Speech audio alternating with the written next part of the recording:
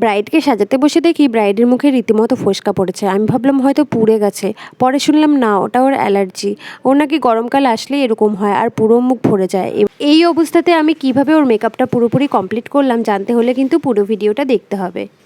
Comment করেছে রানী, লিখেছে দিদি আমার নামটা নিও। দেখো আমি তোমার নামটা নিলাম রানী, কেমন আছো বলো। ওর স্কিন দেখে আমি কিন্তু খুব চিন্তায় পড়ে গিয়েছিলাম যে কিভাবে কি করব।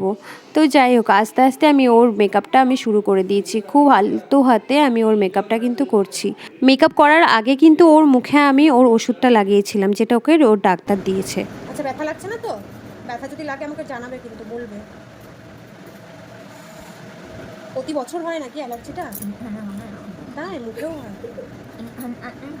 রেড মার্কস ছিল বলে আমি গ্রিন কালার কারেক্টার দিয়েছি, তারপরে আমি ওখানে ফাউন্ডেশন দিয়ে নিয়েছি। খুব আলতো হাতে কিন্তু আমি ফাউন্ডেশনটা দিচ্ছি ওকে। আমি দিয়েছিলাম এখানে ফাউন্ডেশন, শপারেলের ফাউন্ডেশন আমি ইউজ করেছি। ও আমাকে বলেছিল আমি একদম মেকআপ করি না, তুমি একদম ন্যাচারাল একটা লুক রেখো। আর পুরোটাই আমার উপরে ছেড়ে দিয়েছিল, বলেছিল তুমি যেটা ভালো বোঝো সেটা করো, কিন্তু আমাকে পুরো ন্যাচারাল যেন লাগে। তো আমি ওটাই চেষ্টা করেছি। কলকাটাও আমি নিজেই করেছি, আর হেয়ার স্টাইল প্রত্যেকবারের মতো আমি নিজেই একা একাই চেষ্টা করি পুরোটা করার, আর সেটাই করেছি। আর এখানে আমি মাস্কারা ইউজ করছি ফ্লাওয়ার বিউটির। আই মেকআপটাও খুব সফটের উপরে চেয়েছিলো, তাই আমি সফটই মেকআপ করেছি, সফট আই মেকআপ রেখেছি। লিপস্টিক ইউজ করেছি এখানে মেবলিনের সুপার স্টে লিপস্টিক, রেড কালারটা আমি ইউজ করেছি। ব্রাইড কিন্তু আমরা সেদিন অনেক আগেই কমপ্লিট করে ফেলেছিলাম, কিন্তু কি আর করব, বৃষ্টি যা পড়ছিল, বৃষ্টির জন্য আমরা আর বেরোতে পারিনি। তো আমাদের ব্রাইড কিন্তু পুরোপুরি রেডি।